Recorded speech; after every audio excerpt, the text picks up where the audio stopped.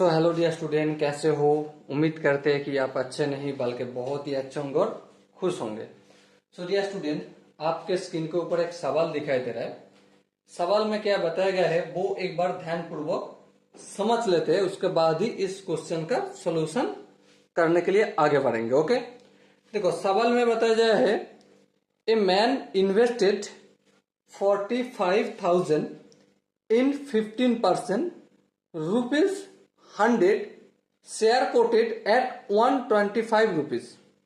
मतलब क्या है भाई मतलब यही पता चला कि एक इंसान ने 45,000 रुपया इन्वेस्ट किया और जब शेयर में इन्वेस्ट किया तब उस शेयर का वैल्यू था 125 रुपया, लेकिन उस शेयर का फेस वैल्यू था 100 रुपया और डिविडेंड के रूप में 15% में मिलेगा।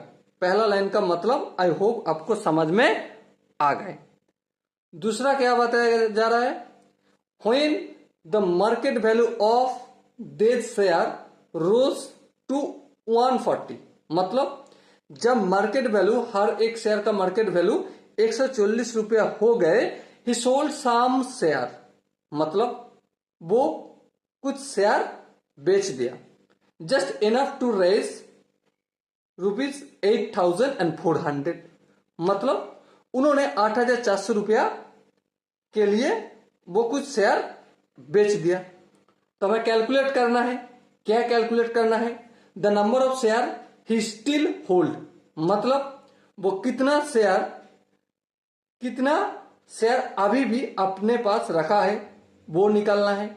और दूसरा सवाल क्या है, the dividend due to him on this share, मतलब उस शेयर के लिए उसको कितना डिविडेंड मिल रहा है वो हमें निकालना है।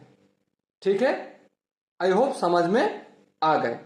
देखो भाई, यहां से सिंपल से बात है, number of share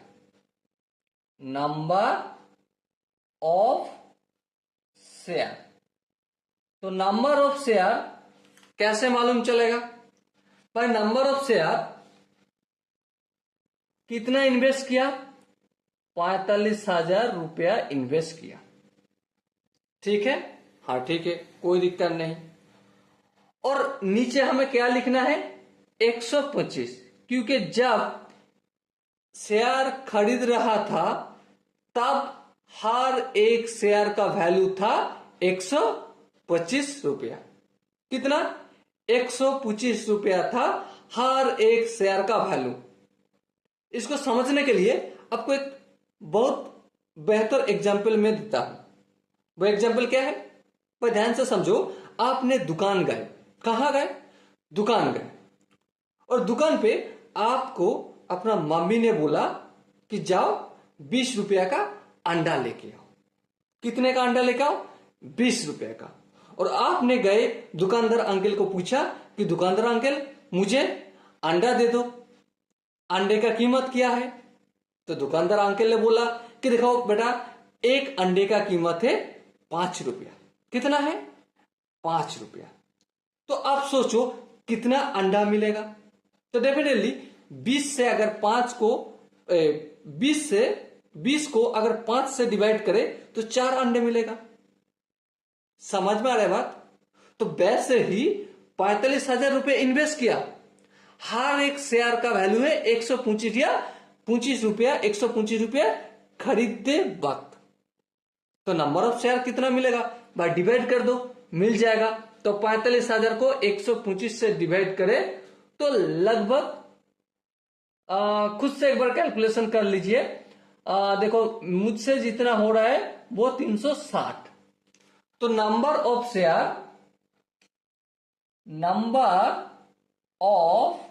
share he buys 360 share. Okay, 360 share वो खरीदा था। समझ में आ गए? आगे बढ़ते हैं, चलो आगे देखो। वो कुछ पैसे के लिए ना कुछ शेयर बेच दिया।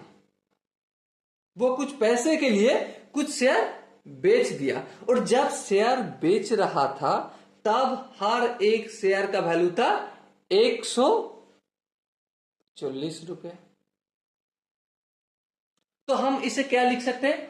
व्हेन, जब the man sold some share, then लिखने की जरूरत नहीं, कॉमा दे दिया, ऐसे ही चले हो गए। When the man sold some share, the value of the market value of each share कितना? ₹140। ठीक है, ₹140 में हर एक शेयर का वैल्यू था जब वो बेच रहा था। तो टोटल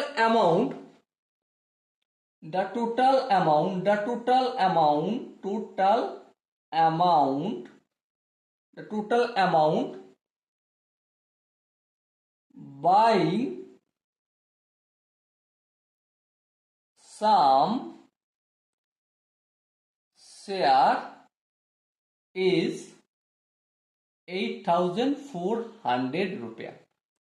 मतलब the total amount buying some share is ₹8,400। कुछ शेयर बेचा जिसके बदले में उनको कितने रुपए मिला? ₹8,400 मिला। ओके, यहां तक आपको समझ में आ गए? अगर यहां तक समझ गए, the number of share sorry, यहां पे बाइंग नहीं, सेलिंग होगा। ठीक है, जब वो बेच रहा है, नहीं बेच रहा है मतलब selling. The number of share he selling is कितना होगा भाई? देखो, ₹8,400 में शेयर बेचा और एक एक शेयर का वैल्यू 140 था। तो कैलकुलेशन कर दो, 800 गए तो हो गए 60 शेयर। तो कितने शेयर उन्होंने बेचा? The number of share he sell 60। Okay, यहां तक समझ आया? आगे बढ़ू, चलो अब ध्यानपूर्वक देखो, उनके पास टोटल नंबर ऑफ शेयर कितना था? 360 था। The number of share he buy, मतलब उन्होंने कितना शेयर खरीदा? 360 शेयर खरीदा। और कुछ पैसे के लिए कुछ शेयर वो बेच दिया। कितना शेयर बेचा? 60 शेयर बेचा। तो उनके पास कितना शेयर अभी है? स्टिल, पहला सवाल का आंसर है still the number of share he hold. भाई कितना होगा? 360 शेयर थे, उनमें 60 को हटा दो तो आ जाएगा 300 शेयर। समझ में आया कि नहीं आया? हाँ भाई, समझ में आ गए। चलो अब दूसरा रास्ता पकड़ते हैं। दूसरा रास्ता क्या है? देखो, दूसरा है the dividend due to him on this share. मतलब ये जो 300 शेयर है ना, इस 300 शेयर के लिए कितना डिविडेंड उनको मिलेगा? भाई हमें एक चीज पता है, डिविडेंड इक्वल टू क्या है भाई? Dividend equal to number of share multiple by face value of each share multiple of rate of dividend. हाँ, तो नंबर ऑफ शेयर कितना है भाई? भाई नंबर ऑफ शेयर 300 शेयर अभी भी उनके पास मौजूद है ना? हाँ, तो 300 शेयर हो गए। Face value of each share, देखो सवाल में बताया गया है 100 शेयर, 100 रुपीज शेयर, मतलब हर एक शेयर का कीमत था पहला जब रुपया। और तो रेट ऑफ डिविडेंड क्या है भाई, देखो रेट ऑफ डिविडेंड सवाल पे ही बताया गया है 15%, तो 15/100। अब कैलकुलेशन कर लो फटाफट, ए 100 और ए वाला 100 काट दिए तो कितना आ गए, 3×15 = 45, तो और यहाँ पे 2 जीरो था, इतना हो गया। तो डिविडेंड हमें कितना मिला, 4500 रुपया एज डिविडेंड। क्या, एज डिविडेंड, मतलब डिविडेंड के रूप में 4500 रुपया मिला। ओके, समझ में? आई होप आपको इस क्वेश्चन का जो सॉल्यूशन है बढ़िया से समझ में आ गए होंगे।